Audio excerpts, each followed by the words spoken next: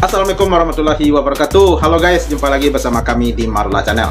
Seperti biasa, kami akan memberikan informasi-informasi terbaru seputar dunia perpolitikan yang semakin hari semakin sembarawut ya guys ya. Guys, info terbaru hari ini. Satu persatu terus terungkap. Hakim Harif Hidayat jengkel karena ternyata KPU tidak serius menangani Pilpres. Pantesan aja ya, yang menang aja udah jelas gitu ya. Bahkan Hakim Saldi Isra pun mempertanyakan tanda tangan Surya Paloh di MK berbeda jauh dengan yang ada di KTP-nya. Nah, ini ada apa lagi nih guys? Kenapa tanda tangan Pak Surya Paloh berbeda dengan KTP-nya di MK? Sementara itu, yang masih hangat-hangatnya, pemerintahan akan menyewakan GBK dan gedung milik pemerintahan untuk biaya pembangunan IKN. Waduh, disewakan. Apakah Indonesia semiskin itu ya? Sampai-sampai menyewakan gedung milik pemerintahan. Ini asli miris banget nih guys ya.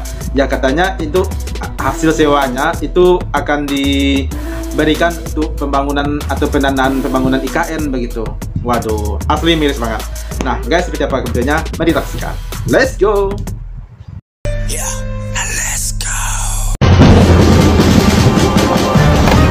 Jokowi lah biang kerusakan negeri ini. Jokowi lah penghancur ekonomi negeri ini. Sudahlah, kita lupakan pemilu itu, saatnya kita bersatu ya, mendorong ini gerakan menjadi gerakan penumpangan Jokowi. Kita tidak lagi bicara pada ini masalah hukum ini. Orang masalah hukumnya sudah diacak-acak. Kita sudah tidak percaya lagi kepada rezim hari ini. Kita tidak percaya lagi kepada perwakilan-perwakilan kita di parlemen, karena kita tahu ini masing-masing tersandera kok ini. Jadi saatnya yang harus kita lakukan adalah mobilisasi rakyat di berbagai daerah, mobilisasi gerakan-gerakan, kita akumulasi pada satu tuntutan yang sama, yaitu tumbangkan Jokowi. Cuman itu jalan untuk menyelamatkan negeri ini, kawan-kawan. Cuman itu cara untuk menyelamatkan negeri ini, karena Jokowi lah biang kerusakan negeri ini. Jokowi lah penghancur ekonomi negeri ini. Jokowi lah penghancur hukum negeri ini. Berat sekarang mahal sekali, Pak. Ya nggak tahu, tanya ya, ngeri ya. Saya. Tuh, kok marah? Saya cuma bilang beras sekarang mahal sekali. Silahkan ditanyakan ke Mahkamah Konstitusi. Jangan saya yang berkomentar. Kalau data beras kita terus-menerus dicabut dari kantor, lama-lama kita bisa makan baju. Saya manusia biasa, makan nasi. Pemerintah akan menyewakan Gelora Bung Karno (GBK) untuk biaya tambahan pembangunan ibu kota negara (IKN). Selain GBK, benar gedung juga lain ya. juga akan disewakan untuk pembangunan proyek tersebut. Nah, ini gedung-gedung yang akan disewakan ini termasuk juga gedung-gedung kementerian dan lembaga yang pegawainya nanti dipindahkan ke IKN. Jadi daripada kosong, nanti gedung-gedung itu akan disewakan. Nah, pemerintah menekankan bahwa semua gedung itu tidak ada yang dijual, hanya disewakan. Nah, selain menyewakan, pemerintah juga akan memanfaatkan gedung-gedung kementerian ya, dalam bentuk kerjasama dengan pihak swasta. Salah satunya ini disebutkan adalah gedung Kemendikbud yang akan dimanfaatkan ya dengan pihak swasta. Sekali lagi ditekankan, ini tidak akan dijual, hanya disewakan atau dimanfaatkan ya. Tapi tidak dijelaskan di sini disewakannya berapa lama. Iya, jangan-jangan 100 tahun kali ya. 50 tahun. Cuma sama aja dengan dijual kali ya. Iya. Ya udahlah, ini berarti Indonesia for rent ya, semuanya disewakan asal jangan Monas atau gedung DPR disewakan ya Pak ya, apalagi Istana Presiden. Iya. Sejak Pilpres kemarin KPU nggak serius itu menanggapi persoalan-persoalan ini. Ya, baik, terima kasih. Saya minta konfirmasi dari termohon. Betul ada peristiwa pembukaan pada tanggal 27 April dari termohon? KPU? Mana KPU orangnya? Kuasa hukumnya? Mana KPU? Gimana ini KPU? Gimana ini? Nah, ini terungkap nih guys. Sejak Pilpres Loh, kemarin kuasa KPU hukumnya tidak nggak tahu. serius. Kata Pak Harif Hidayat ini di belakang. Izin pimpinan. Enggak, sekarang prinsipal KPU pusat atau KPU mana ini? Organ Komering Izin atau Lahat? Ada enggak? Ini apa ini? Saya dari Sekretariat KBRI menyampaikan bahwa pimpinan sedang ada agenda di Loh nggak bisa, ini penting di sini. Gimana ini responnya? Ini KPU kok nggak serius gini gimana sih? Waduh. Tolong disampaikan KPU harus serius itu. Baik. Jadi sejak Pilpres kemarin KPU nggak serius itu menanggapi persoalan-persoalan ini. Ini Ya? kok luput dari pandangan saya ini, guys. Bentar, Ini itu videonya harus baru nemu disampaikan loh. itu ada komisioner itu. Baik. Ya? Komisionernya ada berapa? Yang hadir di panel 3 itu ada Pak Yulianto Sudrajat sama Pak Mestinya harus hadir itu. Iya, iya, Kan iya. sudah dibagi di panel 1, panel 2 dan panel 3 kan? Betul, Majelis. Kenapa belum hadir itu? Pak, infonya dari teman-teman sekretariat bahwa Pak Idam sedang ada agenda untuk acara teknis persiapan pilkada. Untuk Pak Yulianto Sudrajat sedang menerima teman-teman provinsi untuk konsultasi terkait pilkada. Berarti di mahkamah dianggap tidak penting. Iya, iya, iya. Sudah ada kuasa hukum. Ya, kalau itu begitu kuasa hukumnya yang menjawab kan? Lebih penting urusan lain daripada Siapa ini kuasa daripada hukumnya? iya ya. Dari PAN kuasa hukum Untuk menjawab merespon permohonan ini ditugaskan kuasa hukumnya siapa? untuk perkara PAN dan kuasa hukumnya Bengawan. Mana orangnya? Kami dari Bengawan Majelis. Iya, Untuk Anda harus tahu persis kan, sudah jadi di kuasa mestinya harus tahu persis. siap Majelis yang mulia. Gimana? Memang ada pembukaan ini? Dari daerah belum ada kronologi belum menceritakan hal-hal tersebut dan belum kita konfirmasi.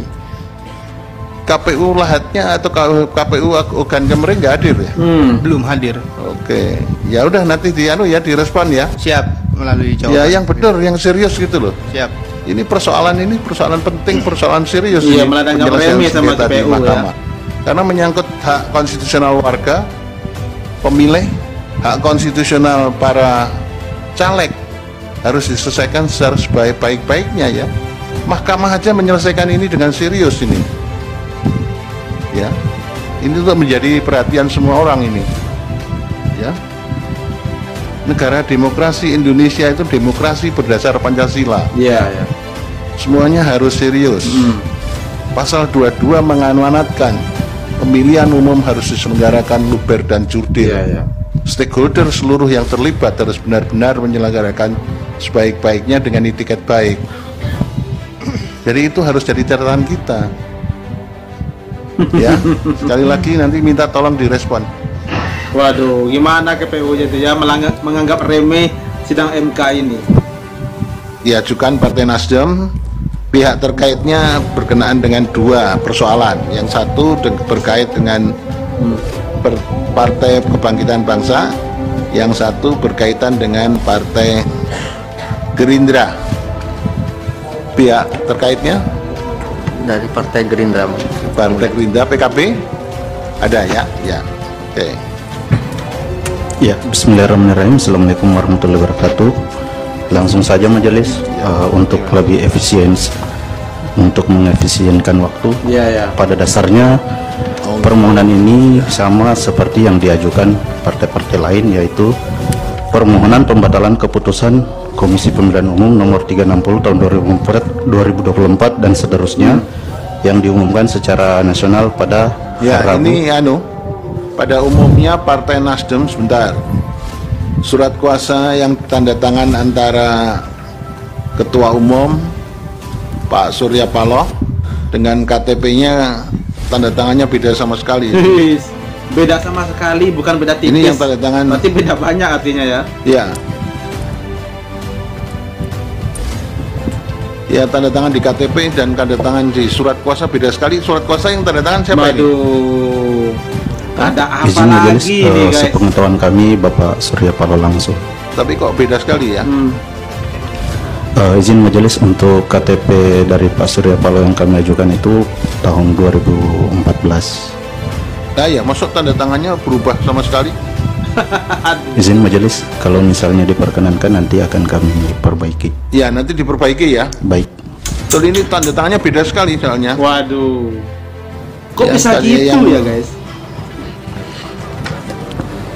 Di surat kuasa pemberi kuasanya tanda tangannya sederhana, tapi di KTP-nya tahun 2013 ini Kalau saya tanda tangan saya sampai mulai SMA sampai sekarang nggak berubah. Iya. Sama Biasanya saya pun berubah juga kalau tanda begitu tangan ya. amplop yang tebel lebih tebel gitu aja. Semenjak mulai bikin tanda tangan sampai saat ini sama Kalau tanda amplopnya tangannya. tipis, tanda tangannya tipis gitu. Bedanya hanya itu, tapi bentuknya sama. Siap. Ya nanti di perbaiki Baik, ya. izin majelis nanti akan kami Ya. perbaiki. Oke guys, itulah dia guys. Ini video-video yang ini sepertinya luput dari pandangan saya, dari pantauan saya ini guys. Ini videonya baru nemu ya. Tetapi di sini dinyatakan bahwa salah satu ketua KPU ini tidak serius dalam menangani pilpres ini. Bahkan saat sidang pun mereka pun tidak hadir, hanya diwakilkan oleh kuasa hukum mereka.